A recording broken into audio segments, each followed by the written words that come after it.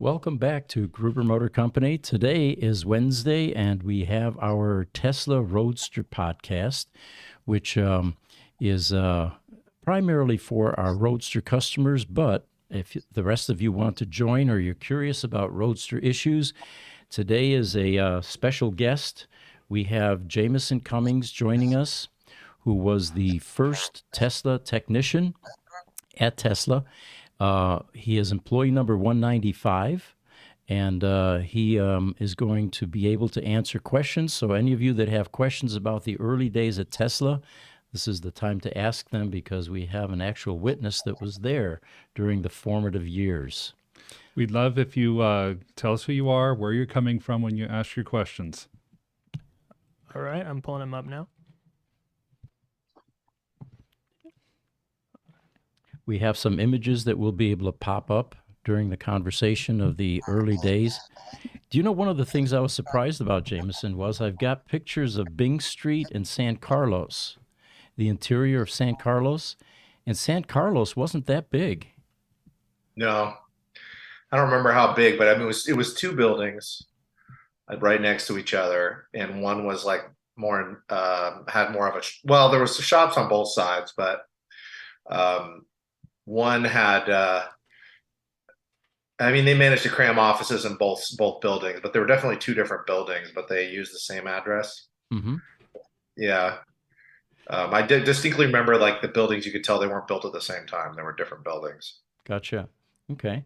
Well, as soon as the guys get rolling here, if we can bring up the San Carlos image, I think San Carlos dash 2 would be the best one because it shows a bunch of roadsters inside the building. And it's fascinating what the early days were like.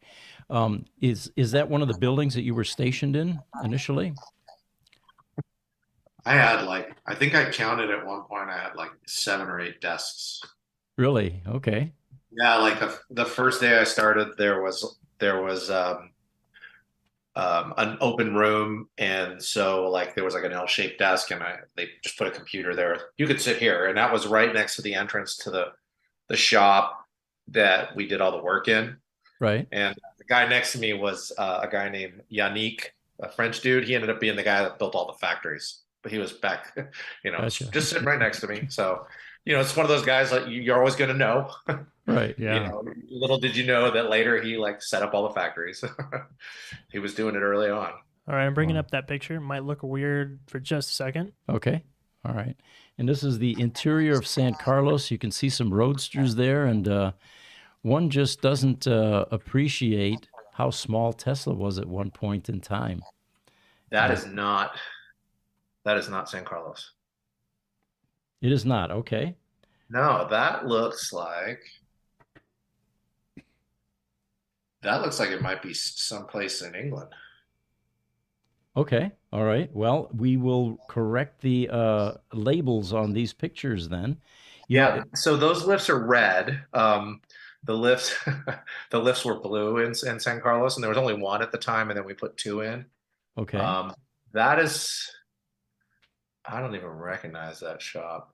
I wonder where that is. Want me to try the other picture? Yeah, let's try that one. I think it's the same building, just a different view, though.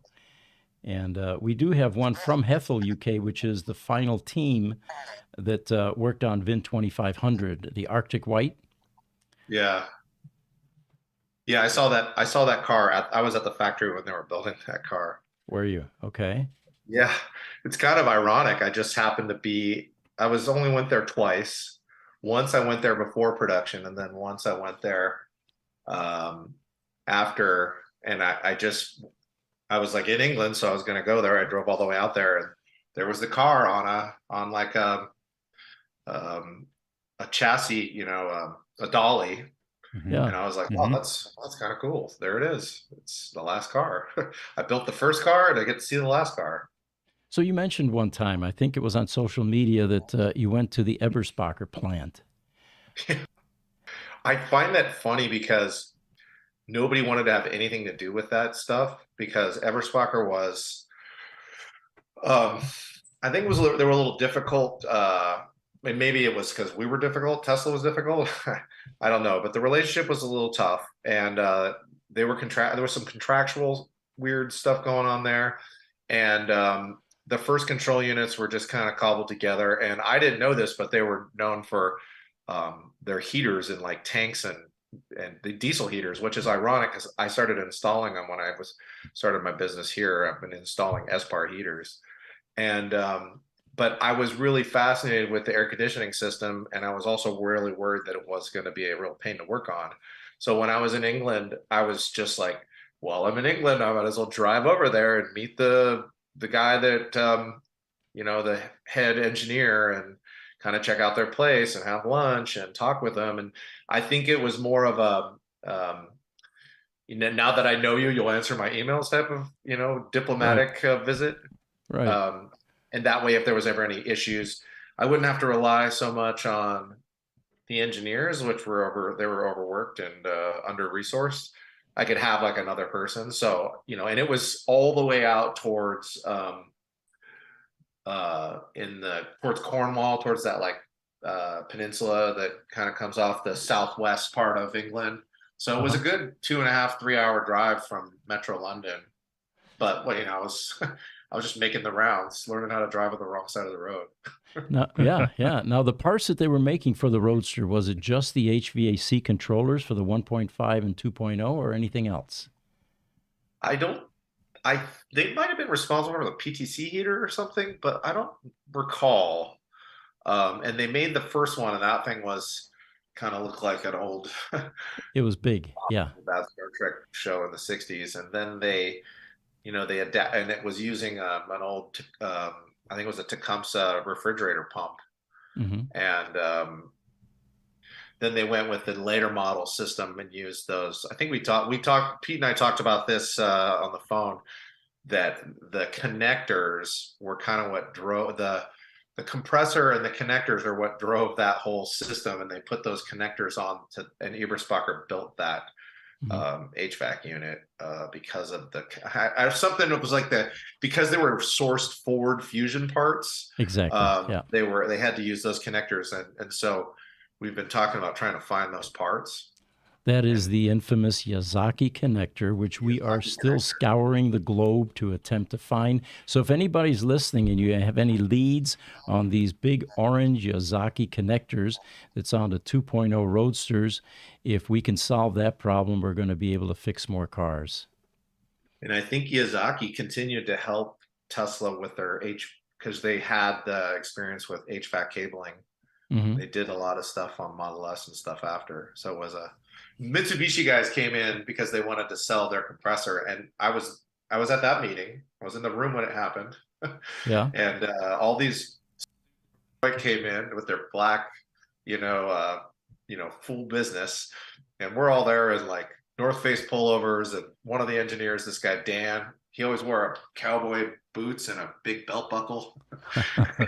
We're all sitting there sort of casual, and these guys literally said, well, we're not making any money on this, but we're hoping that we can, win favor to, do this on Model S. So they were the first company that was like, okay, we think this is real. And that was one of the reasons why the 1.5 HVAC was left a lot to be desired, because nobody would, the part sourcing was desperate. Like Eberspacher was the only one that could help with the controller, and the compressor was like a refrigerator pump, and it wasn't very durable. And so when we finally got some like real automotive parts, Mitsubishi was the ones that stepped forward. And if I recall, we ended up going with something else that wasn't Mitsubishi, but I think the Yazaki parts were still, these are these weird, like, you just had to be there. Yeah, sure. Legend has it that there were some culture differences between Lotus and Tesla, and there were some rough spots. What do you think the cause of that was?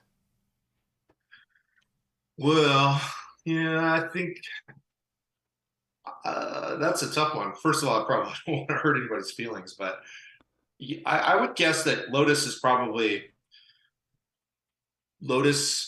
has been doing things for a long time. So they have their own kind of hubris on what they were doing. And then Tesla was kind of this, whirlwind, maybe kind of a hot mess, kind of coming in, changing their minds, going back and forth. Lotus being a more traditional company probably wasn't used to this level of ADD that business was run at Tesla. Right. So I would say from my observation standpoint, that would be a good start. Also, you got kind of a little bit more calm, professional, engaged British guys, and then sort of kind of crazy wild-eyed Americans. The think guy with that's a a cowboy possible hat. Yeah. characterization, but that might get me in trouble with some people. Personally, I could tell you my own anecdote where I showed up and nobody has ever turned a wrench professionally. Nobody's ever worked on cars for a living. I'm the first guy. I show Right. up. And so there's this sense of naivete, and I'm going, well, like, let me help. Let me give you like how the service aspect. So that was my campaign. And there was an engineer in England, and I said something to the effect, because all the mechanical engineers they were all young, kind of really bright, but not really, they hadn't really worked on cars. There was one or two guys, they were okay at it. One guy was pretty good at it. But still more engineering than mechanics. And the British guys, I think, were much more mechanical. They did a lot more stuff in comparison from what I could feel. That like a lot of the Stanford guys were all Stanford solar car guys, so that like their mechanical experience was build a solar car, Right. and that's not taking anything away. It's just it's different. And so I sent an email that said, hey, it's a little bit naive on its own right. I said, engineers aren't always mechanics, so if you like want some insight, ask me questions and I'll help. And that pissed this guy off something fierce in England. And my future boss, who was not really my boss at the time, he kind of called me aside and he goes, kind of watch yourself. You kind of pissed this guy off. And this guy was one of the main, I think he was a former Lotus engineer, and he was very mechanical, and but he's working for Tesla, but he's over at the Hethel plant. So I'm like, okay, geez, God, I'm just trying to help. That's my approach. So whatever, I don't take it too personal. And I think that he started to realize, or maybe he thought, because I wasn't brandishing this, I think he started to think, well, this guy might be somebody that's big in the Tesla world, because when I showed up at Hethel the first time, he was really nice to me. And I was kind of afraid, like, is he going to be a jerk? And he was really nice. And he goes, hey, you want to drive a Lotus on the racetrack? I mean, a Tesla on the racetrack? And I was like, hell yeah, let's do that. Like, he was really ingratiating himself. And it turned out we had a great relationship after. And I think at one point he even was working for me a little bit. And so I think he saw the writing on the wall. He's like, this guy might be my boss. Or I think he was thinking that, right? Right. It turned out later, I didn't really care. He was cool, and he took me on the track, and it started to rain, and I got a little sketched out, and he talked me into it. And I drove VP4 actually. Really? On the Lotus track, and it has a really long straightaway. It was an old bomber runway, so it was pretty nerve-wracking to drive a Tesla Roadster in the rain on the track, but I did it. Right. We hear difference. There was a cultural difference. I think it was, to make a short story incredibly long. Yeah, that was a cultural difference I felt, but it was very, very nuanced, and it was very interpersonal, and it was no big deal in the long run. very cool. In the quest for trying to get parts for Roadsters, we reached out to Lotus about a year or so ago, and it turns out that the original plant manager is still there, Matt Windle, and I spoke with him, and we were having problems sourcing the locking mechanism on the steering column. And, in the 1.5s, you can barely get the key out sometimes. So, got one right now. Do you? Yeah. So anyway, Matt says, oh, yeah. He says, I'll help you with that. I think we have them on the production line right now. I'll go and see what the part is. And, so he gets back to me the next day and he says, you know what? We can't help you. It turns out that was one of the items that Tesla took over and decided they were going to do themselves. And of course, I went back to Tesla at that point, and no one within Tesla currently at that time a year ago knew what the precise source of this part was. But what I found really encouraging is that Lotus was willing to help, and I sense that they really have an attachment to the Roadster. They feel that they were largely responsible for the success of that car. So that's encouraging. I think in retrospect they are proud of it, but Yes. I think in the moment they were burdened by it. Like Yeah. it was it was mildly adversarial, and they had plenty of reasons to feel that way because we were going to build the car there, and then we changed our mind. Yeah. Okay. Because we had to, and that was not a good thing for them. Like, because they had to do this umbilical cord test, and they were just a little bit less flexible on those concepts than that was probably one of the bigger differences. When you're in a startup, you're sort of kind of ready to just show up and grab a broom, or you never know, right? Right.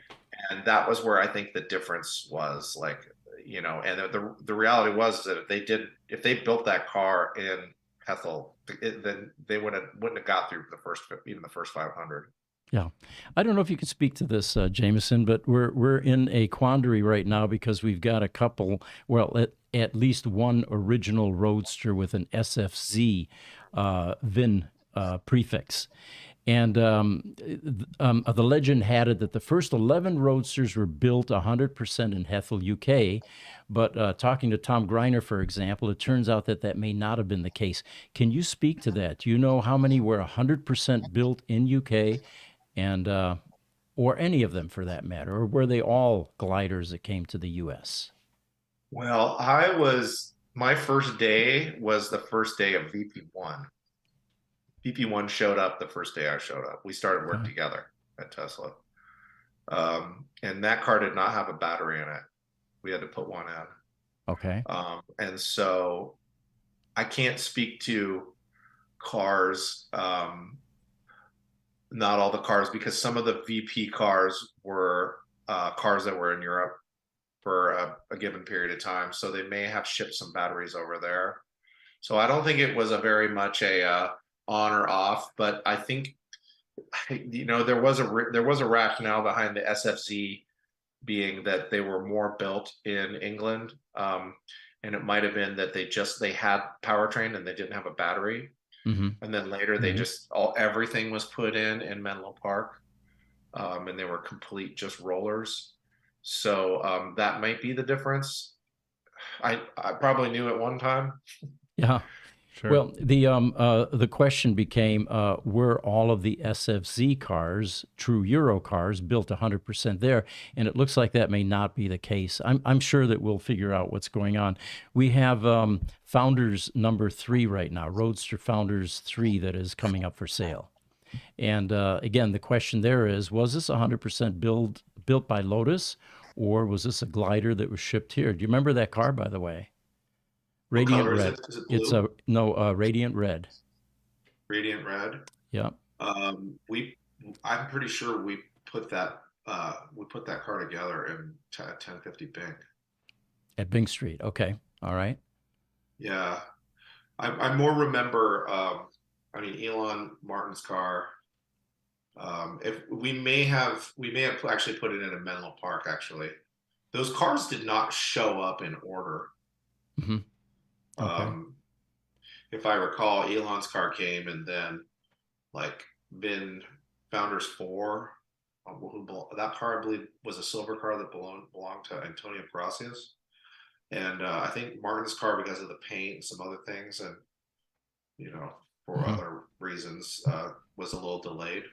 Was custom. Now, Elon is Founders 1 and Martin is Founders 2. Is that correct? Yeah. Okay. All right. So this Founders 3. They certainly weren't showing up in order. Yeah. Okay. Especially because Martin's had a very special paint job. Sure. Hey, we do have a YouTube question for you as well. It's from Carr. He's asking, which type of acts of kindness has Jamison experienced with regards to Tesla Roadster owners? Which types of acts of kindness? Yes. Patience from my customers, because it takes a long time to fix these cars. Like, and being good customers in general, like just get it done, take your time. That's pretty much an act of kindness in the automotive business. We've seen a lot of that same thing, haven't we, Pete? Oh, totally. Especially some of the early fixes. Yeah, welcome to our world. In fact, you and I were talking yesterday about the generosity of the community in donating the keys, the locking lug nut keys. And Jamison is trying to start his own library like we have that we freely share in the community. But yeah, a lot of that is the kindness of owners and parts. Oftentimes, people contact us. They somehow ended up with an extra hardtop or whatever, and they usually will make that available to those of us out here that are trying to keep the Roadsters alive.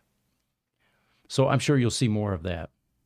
I had somebody give me a TPMS tool too. I thought that was nice, but turned out it didn't work. But I was very generous of them. I tried to give them money, so there was a couple acts of kindness. Yep, there you go. Very cool.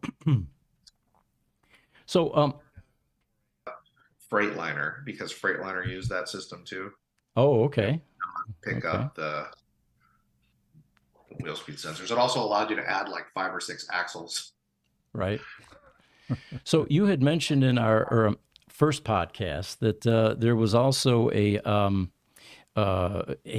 learning curve for the people that worked at Tesla when you came in, because you were the first mechanic, really, and the rest of them were technicians and engineers. But tell us the toolbox story. I thought that was quite hilarious. Well, I had a big toolbox, and it was kind of a joke that was the other employee that day that got hired. And so, because my toolbox was like, I send you a picture. It was like 7 feet tall and 8 feet long, and it was fire engine red. It wasn't like the orange red that Snap-on uses. It was like a really vibrant red. It was a Matco toolbox. Had a stainless steel countertop. It was this giant thing, and some of the mechanical engineers were just like, it was like the monolith for them. They're like, "Oh my gosh, look at this thing!" And it was funny because I met somebody in the hallway, a guy that turned out to be a pretty heavy contributor to Model S and Roadster battery, mechanical engineer, and he goes, "Oh, you're the guy with the toolbox." So it was like it wasn't even like, "Oh, you're the first mechanic or the first service guy. You're the guy with the toolbox." So there was that, and then there was the other funny thing where some of them still thought it was okay to go with my toolbox and take tools out of it. Mm-hmm. I was like, "You definitely don't know what you're doing. Like, what are you doing? I just need a pair of pliers." Not from there. So different, because you go to a shop and Snap-on will literally give you a sticker that you put on your toolbox that says, "Don't ask to borrow my tools," or something like that. Right. Yeah. They didn't have that culture. Mm-hmm. So you were really one of the first ones to introduce that culture. Did they have any service centers at the time you came in? No, they had one lift, and they had there was 2 cars there. There was EP2, which was a yellow car that had like a Lotus brake system. It was a total in between something, just a total prototype car. And then EP5, which was a red car that was a marketing car, that was the one that was like on TV early on in 2007. I think it was on national TV at like Good Morning America or something. We had to get that car ready. That was the main marketing car. And then everything else was out getting beat up and stretched out and banged around and testing and crashing and stuff like that. And then VP1 showed up. So there was only a couple cars, and Mule 1 was there. Okay. So what year are we talking about now? Is this like 2007? Okay. Early 2007. Early. Okay. Looks like we have another question coming in from YouTube. Yes, this one's from Joel. It's more of a comment. Would it be nice to see Tesla make a vehicle design similar to the latest Lotus? I think they are. They may be referring to the Avija. Are you familiar with that, Jamison? It's that Lotus with the holes in the sides. It's 100% EV. Oh no, I haven't seen that. Oh, but it's based off of this construction design that Lotus uses, the chassis tub, and yes. I haven't seen that one. And it looks like another YouTube question. Joey's cleaning lady, who joins us often on these podcasts, she says, "What is the story about that carbon fiber roadster that you guys sold?" Well, first of all, we didn't sell it; it belonged to Yoast, and we were trying. That's a very good question for us, Yeah, it is. isn't it? And Joey's cleaning lady. Bravo. That was a good one. I mean, the acts of kindness question was good. Don't get me wrong. It just threw me for a loop. yeah. But this one we can really talk to, right? Because now that's how I met you. I went down there and got that car. Totally, yes. Yeah, I bought that. And it was another one of those sad stories where a roadster goes to a shop somewhere or a consignment shop or whatever, and they don't understand. Yeah, a body shop in this case, to fix the yellowing, to fix the clear coat, right? And it happens. No one intends to do this, but they forget to charge the car and they brick it. So here they brick this R80, first generation R80 pack. And by the way, those are very difficult to repair. So it comes to us for a recovery. And try as we may, it just would not cooperate. The first generation legacy packs, we recover those all day long. They're fairly simple. They're predictable. You can get log files. You can pinpoint exactly where the problem is and then put it on life support until it goes in for surgery, where we drop the pack. This one just would not go that route. So we put it in for a pack replacement. And it sat in our shop, 2 years or something like that? Yeah. Nothing was happening. It just wasn't budging. So finally, Yoast said, "All right, let's let Jamison and Carl have a try at this." And that's when you came down and picked up the car. Yeah. I bought the car. Carl and I are going to revive it, and we want to. It has, we're going to get it perfect. It has every special part that Tesla ever made on it. So and the bodywork on it's worth more than a Tesla Roadster. The bodywork's worth 140 grand. Really? So wow. We want it to be in a museum somewhere. But getting a 3.0 pack was challenging too. Did you guys get one finally? So it took a little bit longer than we thought. To be honest with you, if I had known if I knew then what I knew now, you'd still have the car, because it was. I thought it had a 2.0 pack in it, and when it had 3.0 BMS firmware, we couldn't reverse it. So gotcha. So does it have a pack yet, or are you guys still waiting for one? We're trying to get one. Okay. So that's probably been the longest pole in the tent, and it's sitting safe and sound up at Carl's shop. So I picked it up from you, and then I went down to Fisker, where Yoast had a bunch of parts from, because he used to work there. Mm-hmm. And then I went up to that body shop, and of course they were like, "It wasn't me. We didn't do anything," right? I wasn't going to sit there and, but he had some other parts, and it's missing the hood latches. Remember the hood latch story? Like, yes. Yeah. His body man goes, "No, they didn't have hood latches." And then, you showed the picture with no hood latches, and I sent it to him. So, and those latches are not available. Yeah. Those are rare to get, because they come off of an old 90s Ford compact. Yeah, we found some new ones, by the way. They're on our e-store, so if you need some, we've got some supply right now. We acquired a couple of them, but thank you. Did you? So yeah, it's we're actually, I think, getting it up and running. I may go up there sometime soon to do some of the work, and we're gonna finish wrapping the bumpers, because they were still plastic, in a matching carbon fiber, and we're going to get it running, and then we want it to go to a collector or something, because it's a special car. I mean, the Yoast was my boss at the Tesla service. He was the only VP of service up until that point. Everybody else was kind of like a sales and marketing VP. We're always kind of run by somebody that didn't really know anything, and Yoast was really good at what he did. From my perspective, he was a really good boss to work for. And he was commissioned by George Blankenship, the guy who started the Tesla store, to come up with some, different things to make service more profitable. This was at a time when we were told to make service profitable, which changed. And so Yoast came up with a whole series of aftermarket Tesla-based performance parts that we called, nobody really knows about this, but it was called the Roadster RR project. And that car has all those parts. So it's like a Skunk Works car. And after I did made some calls, there are individual parts in various different cars of 2 or 3. Like the brakes in that car are in 2 other cars. It has a lower final drive and a specially tuned limited slip by an Australian company.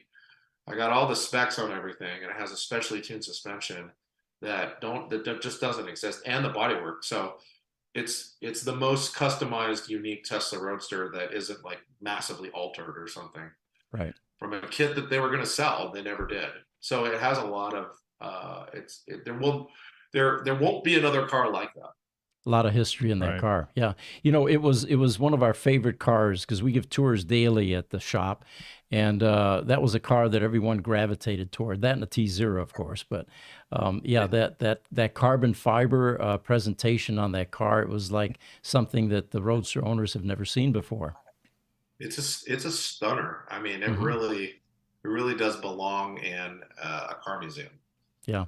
Did you guys Yeah. ever find the Give all the documentation, all of the documentation for all of that stuff. I have it all, and I was one of the signing signatures for approving the stuff. And in fact, that car has special software in the brakes so that those brakes will work. And I was the one that tested and approved it in Michigan, in the Upper Peninsula of Michigan in the middle of winter. So Interesting. I have a significant, and Carl as well did all the body work, and I think he did a lot of the mechanical work. So it'll be a good, we'll make a notarized, certificate of authenticity, but it'll be legit, right? Mm-hmm. Excellent. Yeah. Oh, wait. You know what? I forgot. I needed to. Yes. Thank you. There you go. Be included in this conversation. So we have a LinkedIn question for you from Simon Whittock. He says, I remember Jamison interviewing me for the first UK Tesla Tech outside Lotus, walking to his hotel in London back in 2009. Roadster days were my best times at Tesla. Wow. Simon. Wow, that's cool. Hey, Simon, how's it going? God, that's, it's really, there was a lot of, the UK team, service guys and the field service engineers were some of my favorite, just the hardiest, most tenacious guys, because they didn't have the local support that the US guys had, and they kind of had to figure it out, and they were badass. And I was fortunate enough at one point when they were being managed by the by the UK European head of service. He resigned, and I got these guys. They became under my umbrella. So the first thing I did was I went to HR and I found out how much they got paid, and then I went straight over there and did a review and made sure they all got a raise. And that was how I think they already liked me anyways, but I wanted to make sure that they really appreciated me. Yeah. So Sure. and they deserved it. I mean, they were so fantastic, and I just loved working with those guys. All great dudes. Outstanding. So all in all, how long were you in the UK, roughly? Well, I've been there several times, so I mean, I would spend 1 to 2 weeks there. Mm-hmm. Not too long, I wanted to get home to my family. But the first time I went there, I was there for 2 weeks in the summertime when the weather's nice. Yeah. Yep. So at some point, service started. The cars were starting to get released and all that. How involved were you in the creation of their service delivery system? Oh, I mean, the service delivery system, that wasn't a system that was made until I made it. Okay. It's funny, there are so many people that use that system, but nobody knows where it came from. And it's kind of lame, because I was like, hey, I was the one that made that. Do I get any credit for it? But what happened is in Model S, they were building cars every day, and they were all flawed. They all had production flaws. So they had to be rectified. So we were sending these emails, like we were like kind of throwing it over the fence. and some cars would get kicked back and they would rework them, and Fremont or service would work them. And so we basically had to keep track of, VIN XYZ has these issues. And it was in the format of an email. And my boss, Yost, was doing those emails. Then he went on vacation. And so he said, you need to do these emails. And so I was doing these emails and he goes, you didn't do it right. And I'm like, what's right? There was no right way. And I had this very high energy engineer that worked for me in the field service team, who had created the technical support database using QuickBase. Right. And so Wow. he had turned it into our technical support hotline. What it gave us, where you had to fill things out and it was mineable, you would track stuff, so that it wasn't just chaos. And so I told him, we got to come up with a system that tracks these cars when they roll off the line. And we realized that it was a much bigger animal to get it from the end of called the manufacturing execution system. They called it MES, and to the end of giving it to the customer. And so we created a system using his pedantic ability to create these databases, where anybody could look at a VIN, which is a normal car company, you do this and find out where it was in the sort of pipeline going to the customer. Was it on a truck? Was it at a store? Was it at service? Did it have outstanding issues? And so we had to get the MES outputs and then build our own pipeline. And he named it, I think this guy, Dave, his name was David. I think we named it Passport. I think he gave it that name. So the system was called Passport, which was great because it wasn't an acronym. And we all know that Elon famously hates acronyms. Right. So, and it was funny because years later, I met some guy who was a big director there. I'm like, oh yeah, do you ever use Passport? He goes, yeah. Well, yeah, I built that. Like, you live in the house that I furnished. It was kind of funny, but somebody had to create it, and I created a lot of things because the way they were doing it, nobody was doing it, and it was just a burden, like sending an email. So let's make a system. And so we built it. The kid was really good at this, and he just cracked it out. And I don't remember, 6 weeks, 4 weeks, something fast. Wow. So this current vehicle that we're selling for a client, there are actually a pair of them. There's Founders 3 Roadster and Founders 3 Model S. And what was astonishing to us was the Model S has panel gap issues all around the car. And apparently the owner of this vehicle went to test and said, look, can we fix this? He said, well, we really don't have our production methods dialed in well yet. Can you confirm that? Absolutely, I can confirm that. Okay. It was yeah, I don't know. Might not want to tell that story, but there was the tooling was built wrong. It wasn't built by an aluminum panel tooling expert. Their expertise was in steel because one of the VPs was associated with a company that never built aluminum cars. Okay. And somebody can forensically go through what I say and figure out these people, but I'm not going to call them out.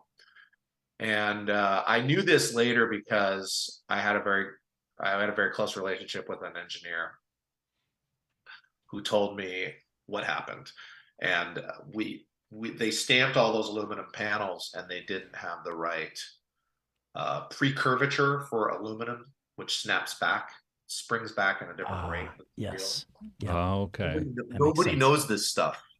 Right. And so they made all those dies. I mean, we're talking lots of money. And so the gap and flush issues, and there may be more because I wasn't a body engineer. This is just one anecdote. Yeah. This isn't this is the problem with information. It's not binary. It's not the be all end all. This is just a contributing factor.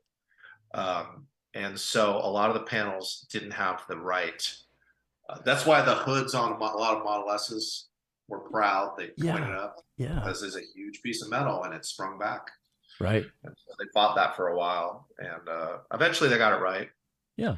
Well, all is not lost here because this customer asked us, or we spoke about the potential for repairing this. And I think he made the right call. He says, no, leave it. This is an artifact that makes this car rare and collectible. It's the third one. It's the third Founders series. And we need to be able to preserve history. And so when you look at this car, you look at the gaps in the panels and the things that you described, like the hood sits a little bit high, and it makes perfect sense. Yeah. It's the spring back in the aluminum that was the problem. Yeah, you can't make this stuff up, but I mean, it happened. Yeah. I know that it happened. I can't say, and like I said, I can't say that it was the only reason why those things happened, but it's almost like the valuable stamp where the airplane was upside down. Right. Yeah. Why would you fix that? Not that you could fix that, but it's like, you're right. I didn't even think about it that way, but it's almost like it's founders free. Why would you, it's just like part of the nature of the flaws. You wouldn't do that to an old Bugatti that had some sort of manufacturing flaw. You wouldn't fix it, right? Right. The Roadster has the same issue, of course. In the hood vein, there's some carbon fiber dimpling that is coming through the paint. Same problem. Yeah, especially on the underside. Yeah. Yeah. Well, this is actually on the top side as well. Okay, yeah. You know Yeah. what that was from, right? Those were bad molds from the first. If they were early cars, they were air bubbles from the molds. Gotcha. Okay. Yeah. But yeah, it's, I mean, these cars are being sold with those imperfections clearly detailed. And it's on our website, by the way, we have it under Roadster Matchmaking right now, but we're going to expand that to some of the other Tesla vehicles. So if anybody wants to see that, there's a video and some of those pictures. All right, Jamison, looks like we've got some more questions here. Joey's cleaning lady is giving us, oh, okay, this is the question. There were some numbers there. Sorry, guys. Yeah. Does anyone have a spreadsheet of the rarest colors and interior combos for the Tesla Roadster? Do you? I'm thinking we have the census program out on our website. And if you want to see how many colors there were, you can search on that. You can type in, insane green, and you'll see where they are and how many there were. That's probably the closest thing to giving or providing the information that they're asking for. It's probably it lived somewhere in Tesla once, and it was probably in a Salesforce program. Yeah. I don't know if they still use Salesforce. I think they probably scuttled it back in 13, 14 in exchange for their own system. And it was probably in something in Salesforce. So you traveled a bit too as a ranger, repairing, the deep dive type problems. Do you have any great stories about where they sent you to fix a Roadster problem and how you resolved it? Oh yeah, well you know that my best ranger story was that I went to Dubai. That was I was not as much of a ranger. I didn't do that much because by then I was kind of like, I built out their toolkit and I made sure that they had all their processes in place, and somebody else went and did the ranger work. But they did send me to Dubai, me and a colleague who was the head field service guy in Germany. And he was an Aussie actually. And we went there to rescue a couple of Roadsters that were having problems with, they were 1.5 cars, and they had the PEMs were overheating and they were power limiting. Mhm. And so we put special hot PEMs in them, which I totally hated. I think I told this story before. And I didn't like having specially tuned parts because you can't track that, right? Right. Right. So I was always resistant to that, to the point where as long as it didn't get me in trouble, I wasn't going to say no to Elon, doing that. But if that car lives in the ether somewhere and nobody knows that it has special parts in it, I mean, how do you even fix it, right? Because the new Right. parts you're going to have aren't going to be the special parts. So we tried to avoid that. And that was a very logical thing this is the difference between like what the engineering guys want to do and what the service guys want to do. This is where the kind of diverge is. Engineering guys want to figure out how to fix it. The service guys want to have the fix, but they want to make sure that it has the ability to live in perpetuity, Mhm. right? Mm-hmm. And if you just can't track, like, what are you going to do? Keep a special hot PEM on the shelf for next time the 3 hot PEMs go bad? So, but this case was very special because these people were future investors in Tesla. So I kind of got it, with that. So I was like, yeah, we got to do whatever we got to do to get these cars running. Mhm. And we put these special PEMs in their cars and then drove them all over. It was actually Abu Dhabi. We went to Dubai to fix one car, and then we went to Abu Dhabi to fix these cars that belong to a sheikh. And there was a couple other cars they couldn't figure out, like, hey, my car has no power. I'm charging it outside in 114-degree weather. And it's like, well, your battery is 114 degrees. It's not charging because it's sitting there just trying to cool. And then you get in and the battery's heat soaked. Why don't you put it in that air-conditioned garage next to your your Porsche and your Ferrari? Bentley, yeah. Charge it in there. There was a couple of things we did like that. But we did put those hot PEMs in those cars and then tested them and drove them all over Abu Dhabi, and people just were like, what the heck? What is that? You know, it was pretty fun. I got some good video of it. Did you? Yeah, yeah. Okay. Do we have a question up there? No, that was the rarest combo. How present was Elon during your tenure there? Did he walk around the floor and give advice, or what was it like? He was definitely there a few days a week. In the early days, he wasn't there that much. Mm-hmm. I think, in fact, I don't remember, a few weeks or maybe in a couple months elapsed. I kept hearing Elon's name. I had no idea what he looked like because he didn't search things up 2007 so much. I think I remember the first time he showed up, and it was like he had an entourage because everybody's following him around, and it was in the Bing shop. And so, you know, it's interesting. Since we last talked and I started working on Roadsters again, I went through all the books. I went through Ashley Vance's book. I went through Ed Niedermeyer's book, and I went through Tim Higgins' book. So you familiar with these books? No, I'm not. So there's the Power Play. There's one called Ludicrous. And then there's Ashley Vance's book, which was more of an Elon Musk biography. And I found them really fascinating. And I found them pretty much to be really accurate, impressively. I was almost like, how the heck does that guy know that? And in fact, some of the things they told me connected the dots for me. And like, they were explaining things back in 2007. Then I was like, well, that's why it was like that, you know? And at the time, Elon Musk was not as engaged because Martin was doing things, but they were in a disagreement in the back channels. So I was listening to stories that I probably wasn't paying attention to because I was busy working, but then hearing it and going back and going, okay, yeah, right. Of course, it was that way. So Elon Bing Street wasn't there too much until we mostly moved to Circle Star. Have you heard of that office? Mm-mm. So Bing Street was the first place, and then we moved all of our office stuff to Circle Star because the company was getting bigger, and they'd have like board meetings there, and you know, we do job interviews there. That's where I, you know, interviewed Carl for the after. That's an interesting story because I had known him previously and then re-met him again. And but they still maintained the shop, and the shop space got a little bit bigger down in Bing Street, and then also to a different shop in Washington. So as they expanded, and I was at Circle Star more in doing a lot more administrative work, I would certainly see Elon, and he would literally sit right in the Elon liked these things. He didn't like cubicles. He had things called pods, which were groups of desks put together. Right. And so he would always sit in the pod right next to us when he'd show up. And so he was there all the time. And that was more 2008, 2009. But in the beginning, it was more Martin. So I was kind of there during that transition to, you know, and it was more like water cooler talk.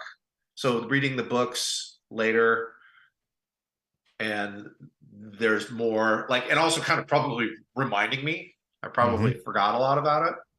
And so it was interesting to hear, like, there was a conversation, I think, in one of the books, it was talking about how Martin's leadership was waning because he wasn't really a natural leader. He was more of an electrical engineer.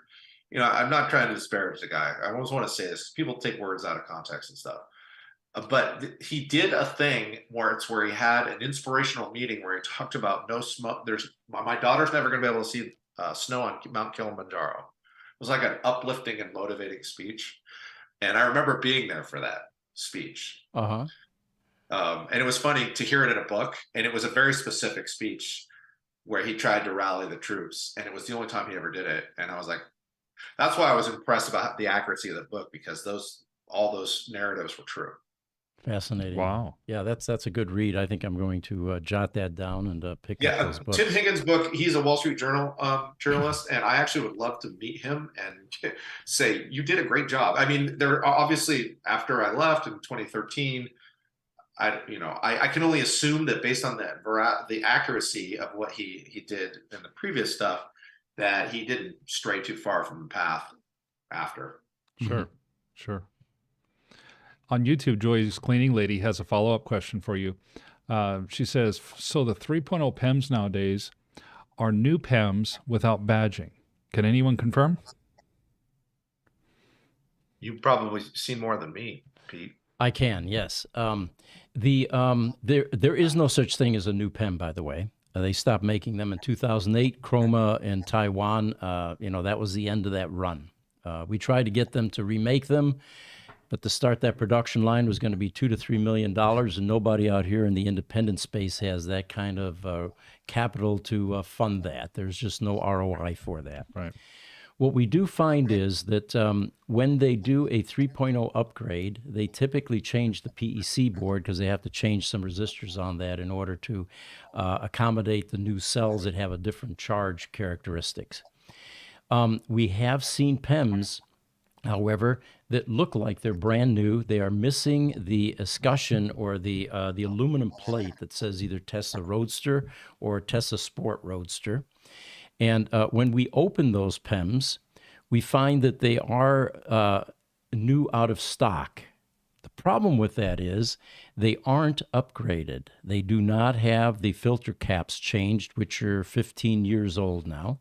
They do not have the insulating material replaced. And these are the types of components that are going to age whether the car is being driven or not.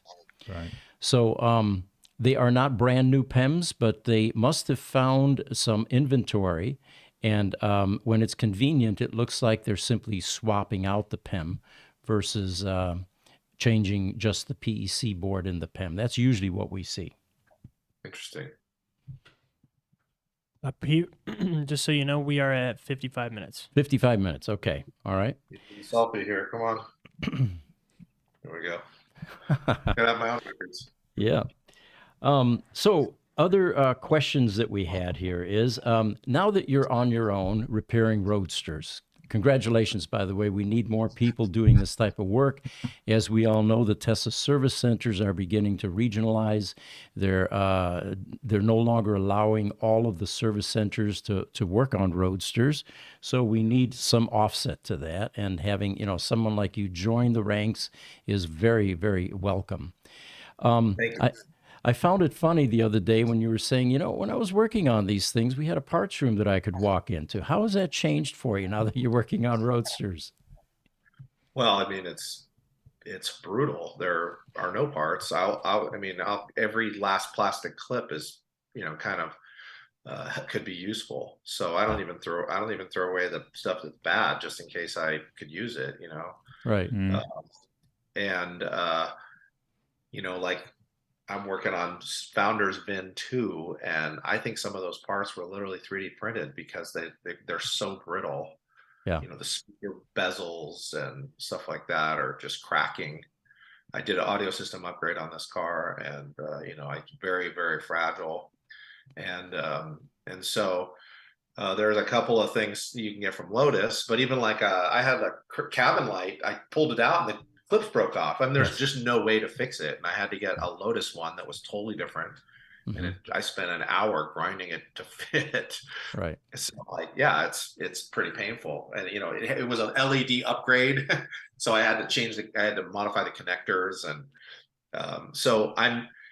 sometimes I wish I just did brakes and mufflers on Hondas and Toyotas, because you can just buy the parts down the street and put them on, and you don't sit there and wait for weeks. And the repair paths are very, very challenging. And I don't have the benefit of, like, you have been able to source from the suppliers, and so obviously you're going to be a source for me. And then Carl has been also doing his sourcing, and he's got his collection of parts. So there are a couple of resources out there, but I have a PEM that has probably had some isolation resistance faults because of the really bad rain that we had here. Mhm. And we're not putting a new PEM in it. It was an insurance job. I had to tell the insurance company, like, it's going to cost you money whether I fix this or not, just to look at it. And Right. don't cringe, because you can't buy these parts anymore. So you can't put a price on it. Yeah. And I charge them very fairly, but it's not cheap, I mean, and that's just the challenge, is the timelines for sourcing parts. The work for finding parts is not something I bill customers for. It's not easy. It's a different set of challenges from what I was doing before. It's hard. I mean, one of the things was, like, I was talking to you about the mud flaps, right? The mud flaps, Yeah. you should put new mud flaps on, right?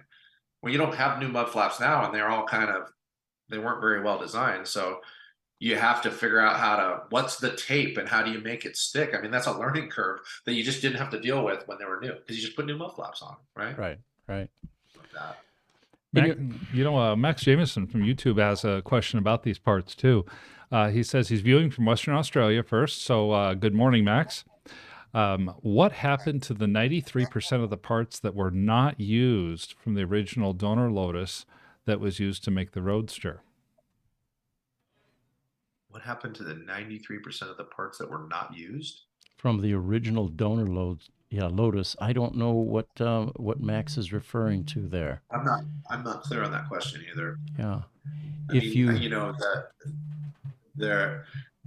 makes it sound like they take a Lotus and they took the parts off of it, but that's not how it worked. There was a percentage of parts that were Lotus, there were a percentage of parts that were modified Lotus, and there were a percentage of parts that were custom Tesla, bespoke to Tesla. That was the majority of the parts anyways. Yeah. Yeah. I was thinking the percentage of parts that Lotus provided was quite a bit lower than 93%, correct? Yeah, I mean, it was there was a number. It was like single digits, I mean, it was really depends on, are you talking about line items on a bill of materials? When you looked at it that way, the percentage of parts was fairly small, like didn't you say that the Tesla took the ignition locks? They didn't use Lotus ones? Exactly. Right. Yes. Yeah. Well, that sucks, because I thought I have a 1.5 with a really sticky ignition barrel, a fairly new car. Mm-hmm. And so I've tried everything to lube that thing, and Right. that means that it's not really an available part for us to find. And I know who made that part, by the way. Oh, really? Minda made that part. They make the top as well. Mm-hmm. They were an Indian supplier, and I do know for a fact that they would basically do the whole production run for Tesla in one day. Okay. They just tooled up and they scheduled one day and they built them all. Max It wasn't is- like, and then I don't think they kept any. They just shipped them all to Tesla. Oh, Yeah. okay. Now, Max has come back with a clarification. He's saying legend says that 7% of the original parts from the Lotus Elise were used in the final product. And so he's wondering what might have ever happened to those other 93% that weren't used in the final product. Well, those are, yeah. So that number sounds legit. Yeah. That 7% is those parts that I was talking about. So the other 93% parts, as I re-explained, is that there was the parts that were modified Lotus parts, Mm-hmm. and then there were the parts that were Tesla parts. So those parts are basically all Tesla parts, and you can't source them from Lotus. Yep. And so, whatever's on the shelf is what's left, or it's a used part. So I mean, and it's possible. I hate to say it, they may have thrown away a lot of stuff too. Yeah. Yeah. Now, getting back the parts, we're still trying to solve this one. I've been working on this one for 2 years, Jamison. The mats and the Roadsters, for the most part, they're good. As soon as a car comes into our shop, we take it out back, we pressure wash and clean them. We make the white Tesla lettering look white again. It's just something we offer. But there are times when these things are ripped up, or the heel has dug into the. So Yeah. we finally found the vendor that made those originally. we sent them samples of the mat. They already had some drawings of the sizing and all of that. And we were at a point where they were going to start producing these as a recreation, basically. And then we ran into a problem in that there's a Tesla lettering that's embroidered in that mat, and we needed to get Tesla's approval. And I've been working on that now for about 9 months. Still can't get anybody within Tesla to pull the trigger and say, yeah, let these guys have some mats. You know, the original Roadster owners need mats. So what if there's a Tesla lettering and it looks like our, brand? I mean, those are the types of challenges that we run to, on a daily basis almost. If you could get Elon Musk's attention for about 3 nanoseconds and he pen stroked that, it would be solved. And like I have Yeah. done that before, but trying to reach him these days has become extremely difficult. He's been incognito impossible. for about a year. Yeah. You're more likely to get a hold of Joe Biden at this point, or Yeah. I mean, it's going to be tough. And even if you do, because Elon would probably be more interested in talking to you than Joe Biden. I mean, just saying, because you're a Tesla guy. And but try to get him to say, hey, could you approve this list of things? We have these things we need you to do. Yeah.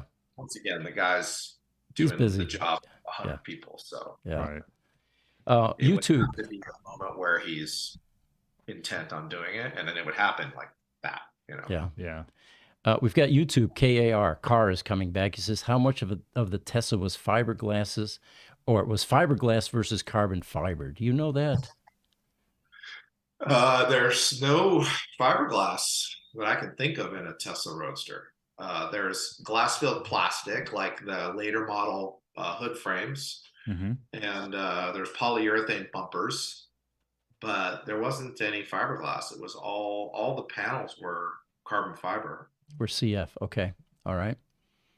And then YouTube, Invincible Eclipse asks, any updates on the 3.0 Roadster that was sent to the Tesla Service Center in Tempe?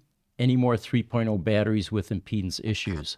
This was something that we had been working on, and we were waiting for final confirmation from Tesla that there is a problem with the 2016 released battery packs.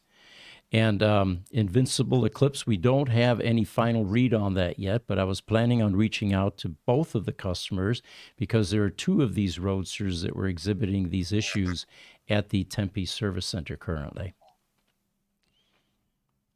Are you familiar with that, Jamison? It was the loss of power in the 2016 replacement packs. You would be driving the car. I mean, I know that there was a lot of problems with the earlier packs, and one of my former colleagues, who was the first battery tech, explained to me that there was a failure in the cells that was causing them to. He explained it quite briefly, but he went back to work at Tesla. He's working there now, and he told me that it was a failed cell or something that caused the issue. Didn't give me a lot of detail, but that doesn't mean that that's what their problem is. I mean, this stuff is there's always a complex story. It's not a meme amount of information. It's probably a book.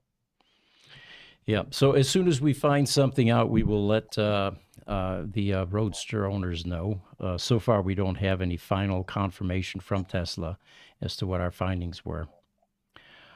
So, Jamison, tell us a little bit about what kind of work you're doing now and where and all of that. Well, I started my own shop a couple years ago because I have a passion for overlanding and trucks and stuff like that, and was building out my own project as a showcase, and that's a big project.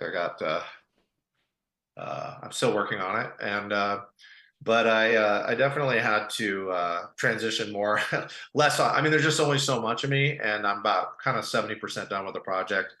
I was building a custom 4x4 van with. I was going to have Tesla modules power the coach instead of like the traditional Renogy systems and there's some other brands out there. The Tesla batteries are like 4 times more dense. And I have a couple of brand new P100 modules that I'm going to use. And So I really I was still looking at the angle of doing everything in the vehicle was very innovative. It has an air suspension. It was very, very, and I built the engine out, did a bunch of things that it was a Ford E-Series van. There was never a 4x4 version. I built my own 4-wheel drive system. So I was doing all this custom stuff, and I sort of kind of had to kind of get into the more income phase of owning a shop as opposed to the project building phase. And so I was working on a lot of trucks and stuff like that and doing lift kits and stuff, but it's kind of hard because it's an established business and, you got to build your name up. So I still really enjoy that. But actually, I kind of Carl showed up one day and he was checking out what I was doing, and he's like, I mean, there's lots of Tesla Roadster work out there, so you could probably supplement yourself doing that. And he wasn't wrong. It was definitely, there's still somewhat of a learning curve on realizing that some of the tooling had to get up to speed with, because none of it's available. TPMS tool being one of them. So now my first company was called Maverick XV, which stood for Expedition Vehicles, because E was taken for EV. And so I rebranded myself another business called Maverick EV. So I have maverickxv.com, and then I have maverickev.com. And so I'm mostly doing Tesla Roadsters for now. But the way the world is changing, it's probably a pretty strong business vertical to stick with it. And I mean, I do have this kind of vision of seeing Rivians and Cybertrucks one day and doing some stuff there. So I'm kind of going where the wind takes me at this point, but there is a need. The Tesla Roadster customers are certainly neglected, and I definitely didn't have to sell myself on that. Right. I had a guy call me one time. He wanted to put a lift kit on a brand new Bronco, right? And he goes, "Well, show me your gallery. What have you done?" And I'm like, I told him, I said, putting a lift kit on a Bronco is like assembling a piece of IKEA furniture. I mean, there's nothing to it. Right. Really. And I'm like, "Look, dude, I work on Tesla Roadsters. Like, do you want me to explain that?" And he's like, "Okay, I get it." But I don't have to sell myself on the Tesla Roadster thing, because I was, one of the first guys brave enough to do it in the first place. So I was disconnected from everything Tesla for a long time, because I sort of put it behind me and moved on.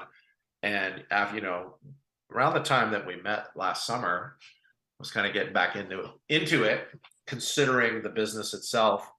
And I mean, I just kind of went back and started calling all my friends and saying, "Sorry, it's been a long time," and I went back and listened to all the books and just kind of got myself back into the mode of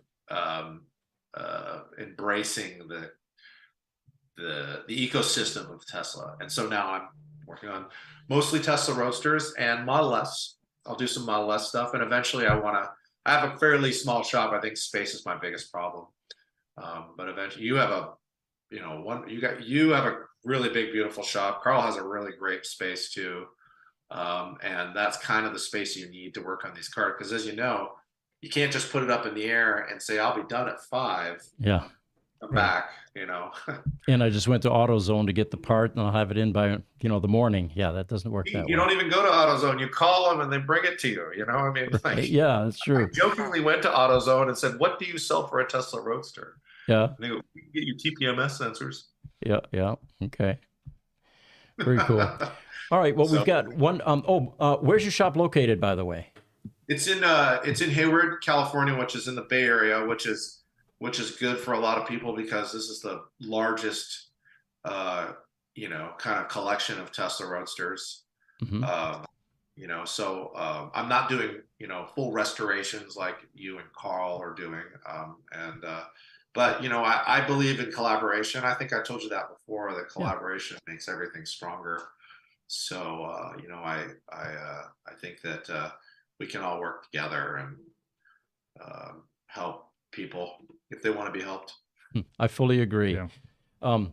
As always, we appreciate having you on. There's one final question coming in. 3.0 packs are great from Car YouTube. He says 35K though. Well, it's a little lower than that here in the US. He says, what's a good 12-volt battery for the Roadster? They seem to go bad. Go to our e-store. We sell an electronic version. It's a 12 amp hour versus a 12 8 amp hour, which is the normal motorcycle battery in the 2.0 Roadsters.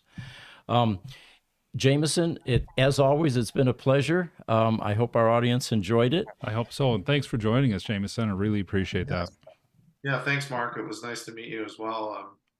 Appreciate everybody's time. I hope my stories were interesting. They were. definitely Yes, were. indeed. Thank you very much. Have a good one. All right, thank you. Thank you. Bye. Then we have our EV podcast tomorrow morning at 10 o'clock. And for those of you that want to join, 10 o'clock Mountain Standard Time. We'll have TikTok live at that point as well. So we look forward to seeing you tomorrow where we cover the broader EV issues. Thank you for joining us. I'm Pete Gruber. I'm Mark Schaffner, and good night.